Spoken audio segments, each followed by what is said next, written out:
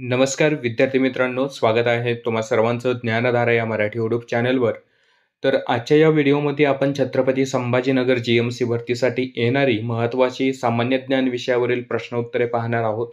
मित्रांनो, आपल्या चॅनलच्या माध्यमातून मराठी आणि सामान्य ज्ञान या विषयावर आधारित सर्व महत्त्वाचे MCQ प्रश्नोत्तरे घेणार आहोत. सोबतच टेलिग्राम चॅनलला याचा PDF तुम्हाला अगदी मोफत आपण उपलब्ध करून देणार आहोत. तुम्ही जर चॅनलवर नवीन आला असाल तर चॅनलला सबस्क्राईब करा. सोबतच टेलिग्राम चॅनल जॉईन करा, जेणेकरून तिथं तुम्हाला भरतीविषयी छोटी अपडेट लगेचच मिळून जाईल. तुमची जी परीक्षेची काठिण्य पातळी आहे ही 10वीच्या लेवलची आहे, तर त्या अनुषंगाने कुठले प्रश्न तुम्हाला TCS IBPS परीक्षेमध्ये विचारू शकतं, तेच प्रश्न आपण या व्हिडिओमध्ये कव्हर केलेले आहेत. शक्यता आहे की TCS तुमची परीक्षा घेईल, त्या अनुषंगानेच आपण हे जे काही प्रश्न आहेत हे प्रश्न आपण या ठिकाणी घेतलेले आहेत. पहिला प्रश्न आपला असणार आहे, औरंगाबाद शहराचे नाव छत्रपती संभाजीनगर हे कधी करण्यात आले? उत्तर आहे 17 जुलै 2022 रोजी औरंगाबाद या शहराचं नाव छत्रपती संभाजीनगर या ठिकाणी करण्यात आलेलं आहे. याला मंत्रिमंडळाची मान्यता कधी मिळाली होती? तर 16 जुलै 2022 रोजी महाराष्ट्र मंत्रिमंडळाची मान्यता मिळाली आणि त्यानंतर 17 जुलैला छत्रपती संभाजीनगर असं नामकरण करण्यात आलं. मग औरंगाबाद शहरामध्ये असणाऱ्या महत्त्वाच्या गोष्टी असतील, विद्यापीठे असतील, त्याच्यानंतर महत्त्वाचे ऐतिहासिक वारसा स्थळे असतील, याच्याबद्दलची माहिती तुम्हाला असणं आवश्यक आहे. यानंतर प्रश्न क्रमांक 2 आहे आपला, रॉलेट कायदा हा कोणत्या वर्षीचा आहे किंवा कोणत्या वर्षी जाहीर करण्यात आला? तर 1919 मध्ये ब्रिटिश सरकारने हा जो कायदा आहे हा जाहीर केलेला आहे. मग या कायद्या अंतर्गत काय तरतुदी होत्या हे आपल्याला माहिती असणं आवश्यक आहे. कुठलाही प्रश्न जर तुम्हाला या कायद्यावर विचारला गेला तर त्याचं उत्तर तुम्हाला या ठिकाणी देता आलं पाहिजे. तर बघा, या कायद्यामध्ये सरकारने कोणत्याही भारतीयाला कोणत्याही कारणाशिवाय अटक करण्याचा अधिकार ब्रिटिश सरकारने या ठिकाणी दिलेला होता. खटला चालवण्यास या कायद्याअंतर्गत मनाई करण्यात आली होती. अपील करण्यासाठी मनाई करण्यात आलेली होती. राष्ट्रवादी चळवळींना कुठंतरी दडपण्याचा प्रयत्न या रॉलेट कायद्याअंतर्गत करण्यात आलेला आपल्याला या ठिकाणी पाहायला मिळतो. म्हणजे कुठल्याही भारतीय व्यक्तीला कुठल्याही कारणाविना ब्रिटिश सरकार अटक करून तुरुंगात डांबू शकत होतं.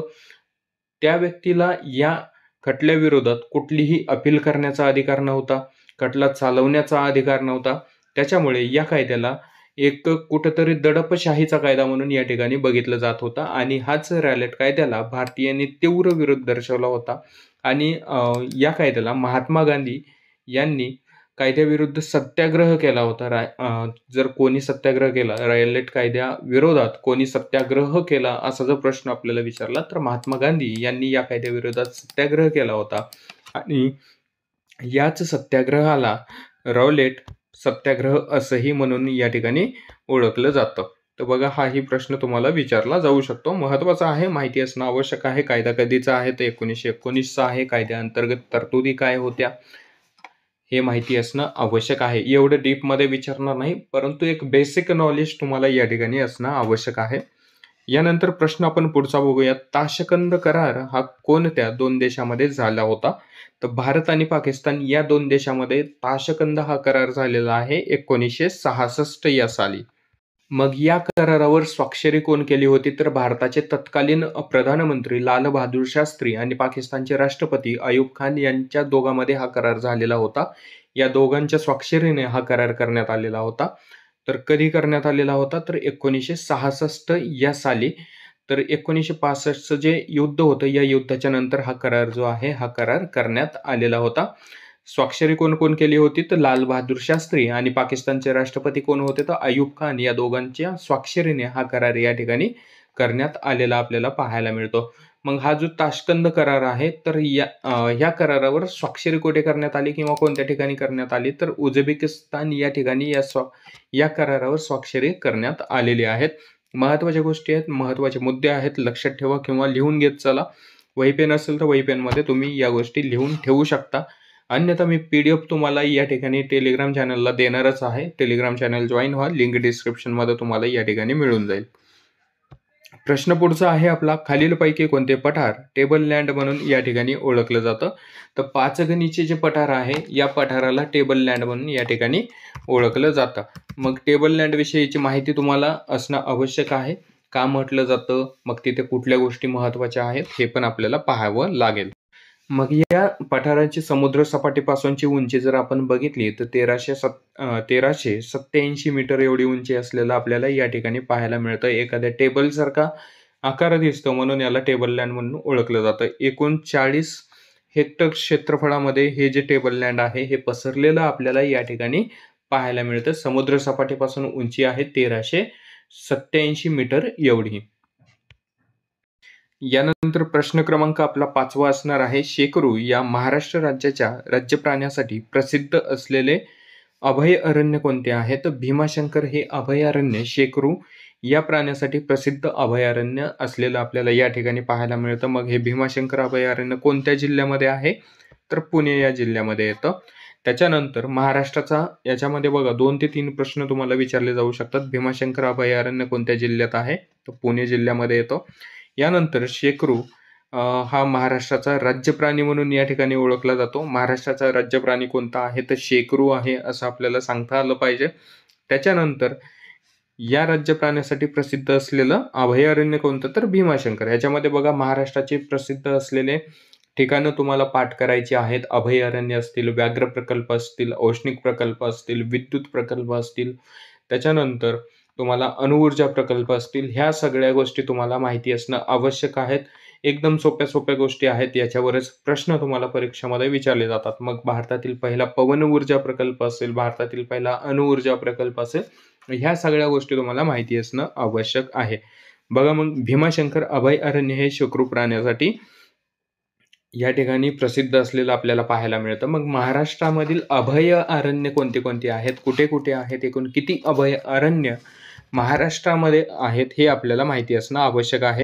जर मग आपण महाराष्ट्राचा विचार केला तर महाराष्ट्रामध्ये 49 अभयारण्य आपल्याला असलेलं पाहायला मिळतं. 6 राष्ट्रीय उद्यानं आहेत, 4 संवर्धन राखीव क्षेत्र महाराष्ट्रामध्ये असलेलं आपल्याला पाहायला मिळतं. मग ताडोबा अंधारी व्याघ्र प्रकल्प असेल किंवा राष्ट्रीय उद्यान असेल, हे महाराष्ट्रातील सर्वात जुनं राष्ट्रीय उद्यान आहे. हे आपल्याला माहिती असणं आवश्यक आहे. कोठे आहे? मग चंद्रपूर या जिल्ह्यामध्ये आहे. मग कोयना अभयारण्य असेल, राधानगरी अभयारण्य असेल, बोर व्याघ्र प्रकल्प असेल, कर्नाळा पक्षी अभयारण्य असेल, सागरेश्वर अभयारण्य असेल, तर ह्या सगळ्या गोष्टी तुम्हाला माहिती असणं आवश्यक आहे परीक्षेच्या दृष्टीने. यानंतर मित्रांनो प्रश्न क्रमांक 6 आपण पाहणार आहोत. गांधी आयर्विन करार कधी झाला? तर 1931 या साली गांधी आणि आयर्विन करार झालेला आपल्याला पाहायला मिळतो. मग या कराराची तारीख जर आपल्याला विचारली तर ते माहिती असणं आवश्यक आहे. 5 मार्च 1931 या साली हा गांधी आणि आयर्विन करार झालेला आपल्याला पाहायला मिळतो. गांधी आयर्विन करारावर कोणाची स्वाक्षरी होती? तर गांधीजी आणि आयर्विन यांची स्वाक्षरी या ठिकाणी असलेलं पाहायला मिळतं. लंडनमधील दुसऱ्या गोलमेज परिषदेपूर्वी 5 मार्च 1931ला महात्मा गांधी आणि भारताचे व्हाईसरॉय लॉर्ड आयर्विन यांनी स्वाक्षरी केलेलं आपल्याला पाहायला मिळतं. तर तेव्हाचे हे व्हाईसरॉय होते आयर्विन, लॉर्ड आयर्विन यांची स्वाक्षरी या ठिकाणी या करारावर असलेलं पाहायला मिळतं आपल्याला. कधी? तर दुसऱ्या गोलमेज परिषदेच्या अगोदर. याच्यानंतर प्रश्न क्रमांक 7 आहे. विद्यार्थी हे मासिक कोणी सुरू केले? योग्य उत्तर आहे साने गुरुजी यांनी विद्यार्थी हे मासिक या ठिकाणी सुरू केलेलं होतं. तर मग महाराष्ट्रामधील पहिलं वृत्तपत्र असेल, पहिलं मासिक असेल, तर हे तुम्हाला पाठ करणं आवश्यक आहे. मग वृत्तपत्राचे जनक कोण आहेत हे माहिती असणं आवश्यक आहे. तर महत्त्वाचे प्रश्न आहेत. पुढील व्हिडिओमध्ये आपण हे प्रश्न कव्हर या ठिकाणी करणार आहोतच. यानंतर मित्रांनो प्रश्न क्रमांक 8 आहे. भारतीय राज्यघटनेची अंमलबजावणी कधी झाली? योग्य उत्तर आहे 26 जानेवारी 1950ला भारतीय राज्यघटनेची या ठिकाणी अंमलबजावणी झालेली आपल्याला पाहायला मिळते. मग भारतीय राज्यघटनेविषयी महत्त्वाचे मुद्दे तुम्हाला या ठिकाणी माहिती असणं आवश्यक. मग ही भारतीय राज्यघटना जी आहे ही कोणी लिहिली? तर डॉक्टर बाबासाहेब आंबेडकर यांनी ही भारतीय राज्यघटना लिहिलेली आपल्याला पाहायला मिळतं. मग मसुदा समितीचे अध्यक्ष कोण होते? तर डॉक्टर बाबासाहेब आंबेडकर हे होते.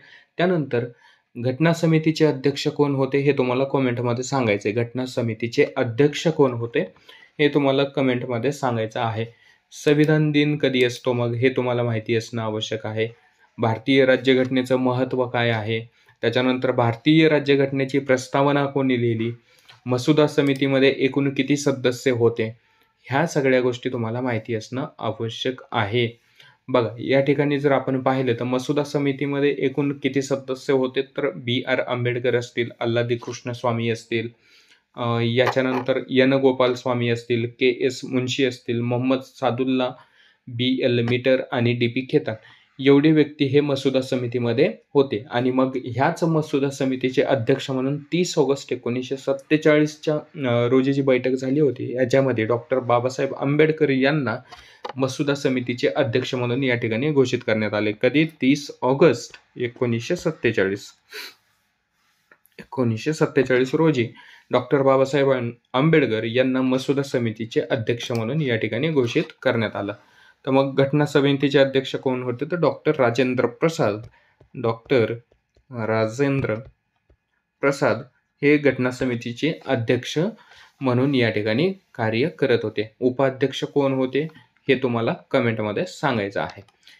बघा मित्रांनो, महत्त्वाचे प्रश्न आहेत. भारतीय राज्यघटनेविषयी बरेच प्रश्न तुम्हाला परीक्षेमध्ये विचारले जातात. भारतीय राज्यघटना जाताना तुम्हाला पाहून जायचं आहे. त्याच्यानंतर भारतीय जी जनगणना झालेली होती 2011ची जनगणनेवर तुम्हाला प्रश्न विचारले जाऊ शकतात, ते तुम्हाला पाहून जायचं आहे. यावर्षी भारताची जनगणना होणार आहे, ही कितव्या क्रमांकाची जनगणना आहे किंवा कितवी जनगणना आहे हे तुम्हाला बघून जायचं आहे.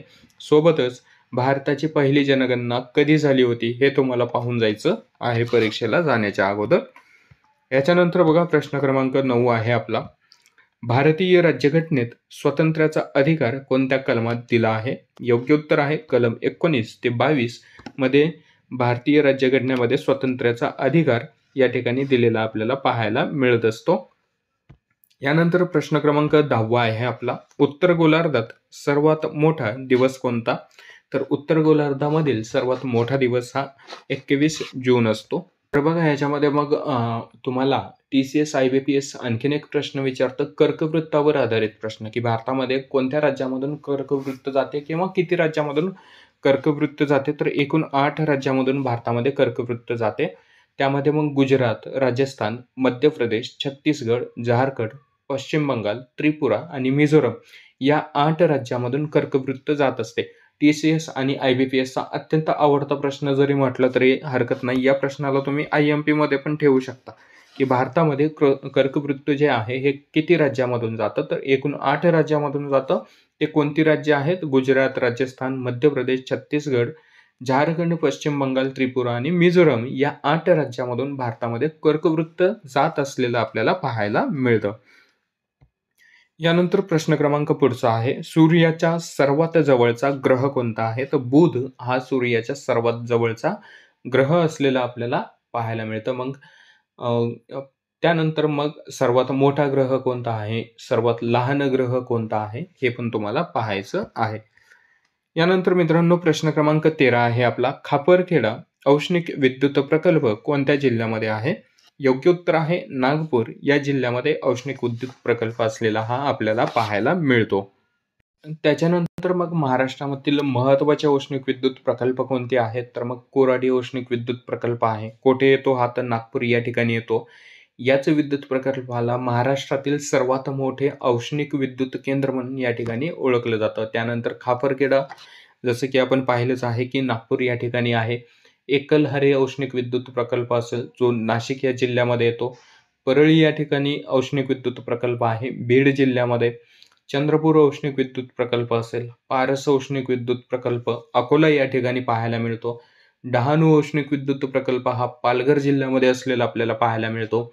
भुसावळ औष्णिक विद्युत प्रकल्प हा जळगाव जिल्ह्यामध्ये आहे. तर बल्लारपूर औष्णिक विद्युत प्रकल्प हा चंद्रपूर या जिल्ह्यामध्ये असलेला आपल्याला पाहायला मिळतो. मग यातील सर्वात मोठा औष्णिक विद्युत प्रकल्प कोणता आहे? तर कोराडी हा नागपूर जिल्ह्यामध्ये येतो. कोराडी हा महाराष्ट्रातील सर्वात मोठा औष्णिक विद्युत प्रकल्प म्हणून या ठिकाणी याच्याकडे पाहिलं जातं. याच्यानंतर बघा प्रश्न क्रमांक आपला 14वा असणार आहे. पश्चिम रेल्वेचे मुख्यालय खालीलपैकी कोणत्या ठिकाणी आहे? तर मुंबई या ठिकाणी पश्चिम रेल्वेचं मुख्यालय असलेलं आपल्याला पाहायला मिळतं. याच्यानंतर भारताचे मध्यवर्ती ठिकाण कोणते आहे? तर नागपूर या शहराला भारताचे मध्यवर्ती ठिकाण किंवा 0 मैल म्हणून या ठिकाणी ओळखलं जातं. 0 मैल म्हणून या ठिकाणी ओळखलं जातं. महाराष्ट्राचे तसंच देशाचं मध्यवर्ती ठिकाण म्हणून नागपूर या शहराकडे बघितलं जातं. महाराष्ट्राची उपराजधानी म्हणून याच्याकडे पाहिलं जातं. महाराष्ट्राचं हिवाळी अधिवेशनाचं ठिकाण म्हणून नागपूर या शहराला या ठिकाणी ओळखलं जातं. नागपूर शहराविषयीची महत्त्वाची माहिती तुम्हाला असणं आवश्यक आहे. यानंतर प्रश्न क्रमांक 15 बघणार आहोत. मानवी शरीरातील सर्वात मोठी ग्रंथी कोणती? तर यकृत हे मानवी शरीरातील सर्वात मोठी ग्रंथी असलेलं आपल्याला पाहायला मिळतं.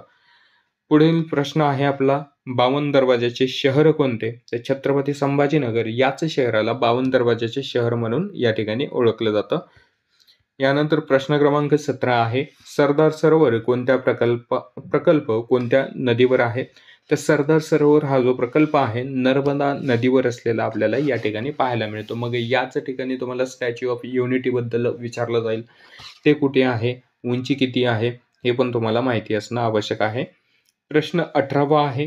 झेलम नदी कोणत्या सरोवरातून वाहते? तर उलर या सरोवरातून झेलम नदी वाहत असलेली आपल्याला पाहायला मिळते. मग झेलम नदीची एकूण लांबी ती कुठून कुठपर्यंत वाहत जाते हे तुम्हाला माहिती असणं आवश्यक आहे.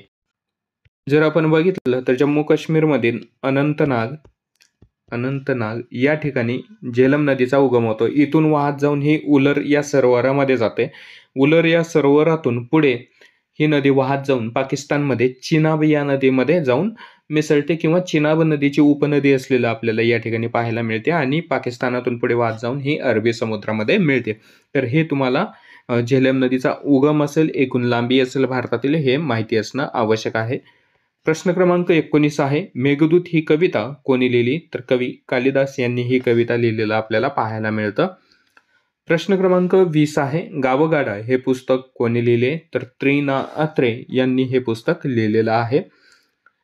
प्रश्न क्रमांक 21 आहे. गांधीसागर धरण कोणत्या नदीवर आहे? योग्य उत्तर आहे चंबळ या नदीवर गांधीसागर हे धरण असलेलं पाहायला मिळतं. मग महाराष्ट्रामधील धरणे कोणत्या नदीवर आहेत हे माहिती असणं आवश्यक आहे. गोदावरी नदीवर कुठली कुठली धरणे आहेत? कृष्णा नदीवर कुठली कुठली धरणे आहेत? भीमा नदीवर कुठली कुठली धरणे आहेत? महत्त्वाच्या नद्या आणि त्यावरील धरणं ही तुम्हाला पाहायची आहेत. त्याचा अभ्यास या ठिकाणी परीक्षेला जाण्याआधी करून जायचा आहे. प्रश्न क्रमांक 22 आहे. बंगालची फाळणी कधी झाली? तर 16 ऑक्टोबर 1905 रोजी बंगालची फाळणी झालेली आपल्याला पाहायला मिळते. यानंतर प्रश्न क्रमांक 23 आहे. महाराष्ट्राचे गृहमंत्री म्हणून कोण कार्य करत आहे? सध्याचे विचारले मित्रांनो येते 2025चे. तर देवेंद्र फडणवीस हे महाराष्ट्र राज्याचे गृहमंत्री म्हणून या ठिकाणी कार्य पाहत आहेत. सोबतच मुख्यमंत्री पदावर पण कार्यरत आहेत. यानंतर प्रश्न क्रमांक 24 आहे. सध्या महाराष्ट्र राज्याचे आरोग्य व कुटुंब कल्याण मंत्री कोण आहेत? IMP मध्ये ठेवू शकता मित्रांनो हा प्रश्न. आरोग्य विभागाविषयी प्रश्न तुम्हाला विचारला जाईल. तर आरोग्य व कुटुंब कल्याण मंत्री कोण आहेत? तर प्रकाश आंबेडकर हे सध्या महाराष्ट्र राज्याचे आरोग्य व कुटुंब कल्याण मंत्री असलेलं आपल्याला पाहायला मिळतं आहे. प्रश्न क्रमांक 25 आहे. वसईचा तह कोणत्या वर्षी झाला? तर 1802 या वर्षी वसईचा तह झालेला आपल्याला पाहायला मिळतं.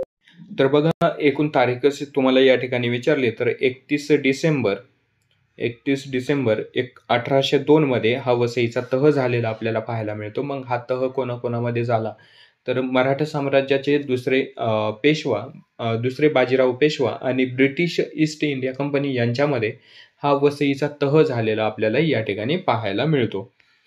त्याच्यानंतर मित्रांनो प्रश्न क्रमांक आपला 26वा असणार आहे. पानिपतचे पहिले युद्ध कोणत्या वर्षी झाले? योग्य उत्तर आहे 1526 या वर्षी पानिपतचे पहिले युद्ध आपल्याला झालेलं पाहायला मिळतं. मध्ये मग पहिले युद्ध जे आहे 1556 मध्ये झालेलं आपल्याला 1526 मध्ये झालेलं आपल्याला या ठिकाणी पाहायला मिळतं. मग कोणाकोणामध्ये झालं होतं पहिलं युद्ध यामध्ये? तर बाबर आणि इब्राहिम लोदी या दोघांमध्ये हे जे युद्ध आहे हे झालेलं आपल्याला पहिलं युद्ध झालेलं आपल्याला पाहायला मिळतं. मग पानिपतमध्ये असे एकूण 3 युद्ध झालेले आहेत. मग तिन्ही युद्ध परीक्षेमध्ये तुम्हाला विचारली जातात.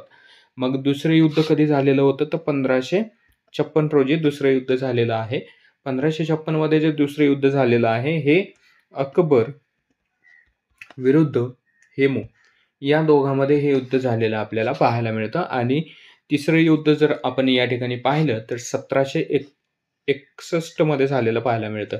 14 जानेवारी 1761 1861 मध्ये तिसरं पानिपतचं युद्ध या ठिकाणी झालेलं आपल्याला पाहायला मिळतं. मग हे तिसरं युद्ध कोणाकोणामध्ये झालं होतं, तर मराठा आणि अहमद शाह अब्दाली या दोघांमध्ये झालेला आपल्याला पाहायला मिळतं. तर तिसऱ्या युद्धामध्ये पराभव कोणाचा झाला होता, तर मराठ्यांचा पराभव ह्या तिसऱ्या पानिपतच्या युद्धामध्ये झालेला आपल्याला पाहायला मिळतो. तर हे तिन्ही युद्ध तुम्हाला लिहून ठेवायचे, परीक्षेमध्ये विचारले जाऊ शकतात. प्रश्न 27वा आहे, आरबीआयचे सध्याचे गव्हर्नर कोण आहेत, तर संजय मल्होत्रा हे सध्या आरबीआयचे गव्हर्नर म्हणून कार्य करत आहेत. प्रश्न क्रमांक 28 आहे, स्टॅच्यू ऑफ युनिटी कुठे आहे, योग्य उत्तर आहे गुजरात या राज्यामध्ये स्टॅच्यू ऑफ युनिटी आहे. हा पुतळा कोणाचा आहे, तर सरदार वल्लभभाई पटेल यांचा हा पुतळा असलेला आपल्याला पाहायला मिळतो. कुठे आहे, तर गुजरात या राज्यामध्ये. एकूण स्टॅच्यू ऑफ युनिटीची उंची किती आहे, तर 182 मीटर एवढी या पुतळ्याची उंची असलेला आपल्याला पाहायला मिळते. 182 मीटर जगातील सर्वात उंच पुतळा म्हणून याच्याकडे पाहिलं जातं. मग या पुतळ्याची निर्मिती करण्याला सुरुवात कधी झाली, तर 31 ऑक्टोबर 2013ला. पूर्ण कधी झालं, तर 25 ऑक्टोबर 2018ला. एकूण 5 वर्षे या ठिकाणी लागलेलं आपल्याला पाहायला मिळतं. सुरुवात कधी झाली, 31 ऑक्टोबर 2013. तर पूर्ण कधी झाला बनवून हा, तर 25 ऑक्टोबर 2018. 25 ऑक्टोबर 2018. या पुतळ्याचं उद्घाटन कधी करण्यात आलं, तर 31 ऑक्टोबर 2018ला पुतळ्याचं उद्घाटन करण्यात आलेलं आपल्याला पाहायला मिळतं. सरदार वल्लभभाई पटेल यांचा हा पुतळा असलेला आपल्याला पाहायला मिळतो. उंची तुम्हाला एखाद्या वेळेस परीक्षेमध्ये विचारली जाऊ शकते. कुठे आहे हे पण तुम्हाला माहिती करून घ्यायचं आहे. परीक्षेत जाण्याच्या अगोदर तुम्हाला याच्यावर पण पाहून जायचं आहे, एक वेळेस नजर मारून जायचं आहे. याच्यानंतर प्रश्न 29वा आहे, सागरेश्वर अभयारण्य कोणत्या जिल्ह्यामध्ये आहे, तर सांगली या जिल्ह्यामध्ये सागरेश्वर हे अभयारण्य आपल्याला असलेलं पाहायला मिळतं. आणि आजचा आपला मित्रांनो शेवटचा प्रश्न आहे, लीळाचरित्र हे कोणत्या साहित्यकाने लिहिलेले आहे, हे तुम्हाला कमेंटमध्ये सांगायचे मित्रांनो. या प्रश्नाचं उत्तर कमेंटमध्ये सांगायचं. ज्यांना माहिती आहे त्यांनी कमेंट करा, अन्यथा आपण पुढच्या व्हिडिओमध्ये या प्रश्नाचं उत्तर घेणारच आहोत. तर बघा मित्रांनो, जेवढे काही प्रश्न आपण आजच्या व्हिडिओमध्ये घेतलेले आहेत, TCS आणि IBPSचा पॅटर्न जो आहे त्याच्यानुसार आपण प्रश्न घेतलेले आहेत. बरेच प्रश्न हे TCSच्या मागील परीक्षांमध्ये आलेले प्रश्न आहेत, जे या व्हिडिओमध्ये आपण घेतलेले आहे. याचा PDF तुम्हाला 2 दिवसानंतर टेलिग्राम चॅनलला या ठिकाणी पाहायला मिळेल. त्याचाही तुम्ही डाउनलोड करून अभ्यास या ठिकाणी करू शकता. आपण इथून पुढे मराठी विषय आणि सामान्य ज्ञान विषयावरील आधारित सर्व महत्त्वाचे ऑनलाईन प्रश्न उत्तरे GMC भरतीसाठी येणारी पाहणार आहोत. रोजच्या रोज तुम्हाला व्हिडिओ मिळत जाईल. चॅनलवर नवीन असाल तर सबस्क्राईब करा, सोबत बेल आयकनला क्लिक करा, जेणेकरून व्हिडिओ आल्याच्या नंतर लगेचच त्याचं नोटिफिकेशन तुम्हाला या ठिकाणी मिळून जाईल. भेटूयात मित्रांनो पुढच्या व्हिडिओमध्ये. तोपर्यंत सर्वांना धन्यवाद. जय हिंद, जय महाराष्ट्र.